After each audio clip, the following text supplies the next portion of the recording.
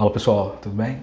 Eu sou o Lázaro da Lacoste Contabilidade, uma empresa contábil aqui de Belo Horizonte, em Minas Gerais, mas com atendimento em todo o Brasil. Hoje nós vamos falar sobre declaração e comunicação de saída definitiva do país. Isso é uma regra que a Receita Federal impõe para quem vai morar em outro país ou vice-versa. Aí nós vamos falar dos principais pontos. Beleza? Bora!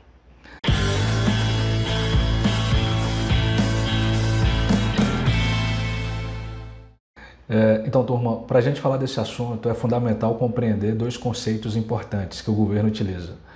Um é o de residente, o outro de não residente.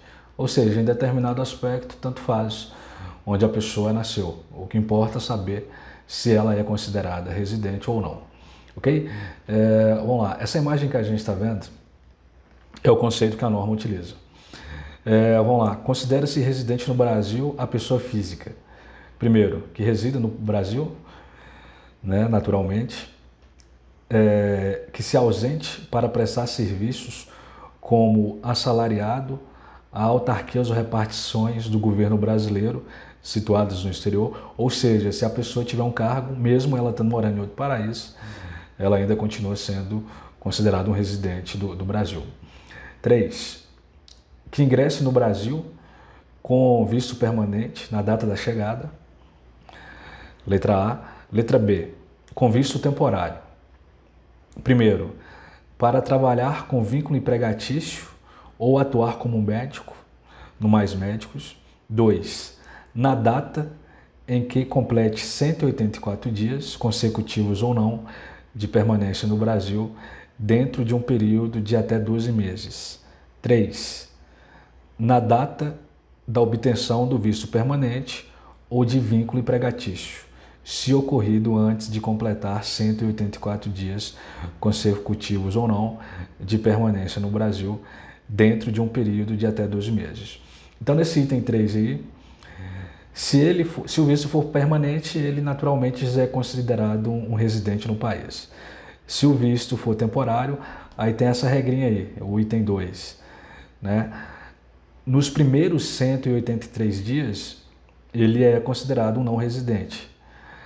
A partir do dia 184, né, dentro de um período de 12 meses, aí ele é considerado uma pessoa residente no país. E se transformar o visto temporário em permanente, ou se arrumar um emprego de carteira assinada, aí ele também se considera um residente no país. Item 4. A pessoa brasileira que estava como não residente, aí retorna ao país com o ânimo definitivo, na data da chegada. E por último, item 5.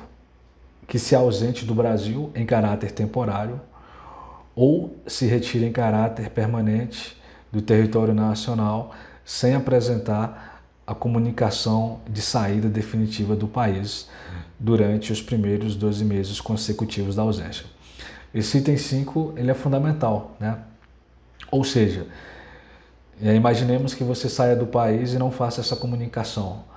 O possível rendimento que você estiver tendo lá nesse país, por você ainda ser considerado um residente, né, por você não ter entregue as declarações, esse rendimento que você recebeu lá no outro país vai ser tributado no país. E se você não fizê-lo, naturalmente, se cair na malha fina, se for fiscalizado, aí você vai ter que pagar um imposto. Ok? Residente é isso. Aí quem tiver interesse, eu coloquei os conceitos de não residente aí também. Legal? Já essa outra imagem foi um demonstrativo para a gente entender como é que funciona a cabeça do governo. Então, se a origem do rendimento for no Brasil e a pessoa for residente ou não residente, o governo vai querer a parte dele, ok? Né? Eu coloquei aí, incide imposto. Já se a origem do rendimento for do exterior e a pessoa for considerada residente, também haverá incidência do imposto. Ou seja, só não haverá a incidência do imposto quando a origem do rendimento for no exterior e a pessoa for considerada um não residente. Ok? Então, esses conceitos eles são fundamentais, né? E então, aquela questão, né, de caso você não entregue a comunicação, a declaração, né, nesses primeiros 12 meses, mesmo você estando no estrangeiro, e caso você consiga um emprego lá, por exemplo, é devido o imposto. É o que diz a regra, é o que diz a lei. Ok? Bom, a declaração em si, né, da saída definitiva, ela é feita no mesmo programa que a gente faz aquela declaração comum, que todo mundo conhece, que é a declaração de imposto de renda. Aquela que a gente entrega anual. Aí quando você vai fazer ela lá, aí tem os tipos, né, da declaração, você escolhe, e é exatamente a mesma coisa. Coloca lá seus rendimentos, né, os dependentes, as deduções admitidas. Né? Eu não vou mostrar porque a ideia do vídeo é para você ter uma ideia. Né? O prazo dela é até abril do ano seguinte a que você perca a condição de residente, igual a gente viu lá no início lá do vídeo. Ok? Já a comunicação de saída definitiva do país, ela é mais simples ainda. Né? O prazo dela é até fevereiro do ano seguinte, na data que a pessoa deixa de ser considerada residente. Né? Aí ela entra lá, joga no Google aí, aí vai aparecer lá o ambiente, né? O link do governo, onde é feito isso. Ela é bem simples, não tem nada de mais não vou nem mostrar aqui. Ok? Então, é basicamente isso aí. Vamos a algumas questões que eu acho importante falar também. Lázaro, como é que se calcula? Eu sou residente, eu estou no exterior, porém ainda sou considerado residente. Como é que se calcula o imposto? Nesse caso, você vai utilizar um negócio que chama Carnê-Leão. Nesse card eu explico melhor. Né? E é assim que você faz esse cálculo do imposto. Né? As alíquotas utilizadas, essa imagem que a gente está vendo aí, né? Que é a tabela progressiva mensal. Né? Aí tem que fazer as conversões direitinho. Sempre converte primeiro para dólar, depois dólar para real. Se você recebe em euro, qualquer uma outra moeda que não dólar, primeiro converte em dólar e depois converte em real e faz o pagamento do imposto. Se você estiver no estrangeiro e for considerado um residente e a fonte pagadora estiver no Brasil, essa própria empresa que vai cuidar do desconto na fonte. Né? Então, sei lá, se o seu pagamento é X, você vai receber X menos o imposto e a própria fonte pagadora vai se encarregar de recolher o imposto para o governo.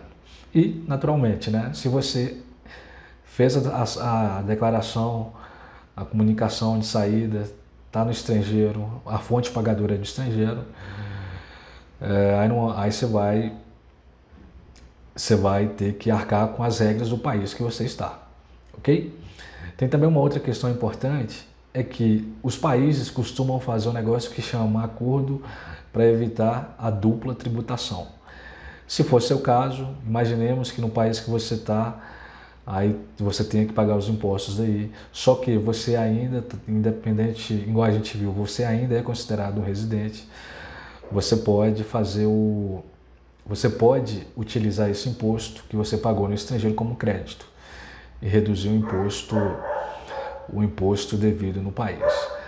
É claro que o governo faz algumas exigências, né? Por exemplo, pegar essa lei que trata do imposto aí no país que vocês estão, tem que traduzir para o português pelo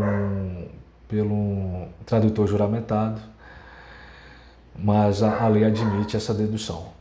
E, por fim, você fazendo sua vida no estrangeiro, adquirindo seus bens, aí caso você retorne ao país, né, você não haverá imposto a pagar sobre isso não, tá? Você vai só a partir do momento que você se considerar um residente, aí na primeira declaração que você for fazer, aí todos os bens, né, a própria moeda estrangeira, os bens que você adquiriu no estrangeiro, aí faz a conversão e entrega direitinho lá e vida que segue. Beleza? Bom, turma, os principais pontos são esses. Aí eu vou ficando por aqui. Quem tiver chegado até aqui, tiver gostado, aquele like, se inscreve no canal e precisando também. Beleza? Até a próxima.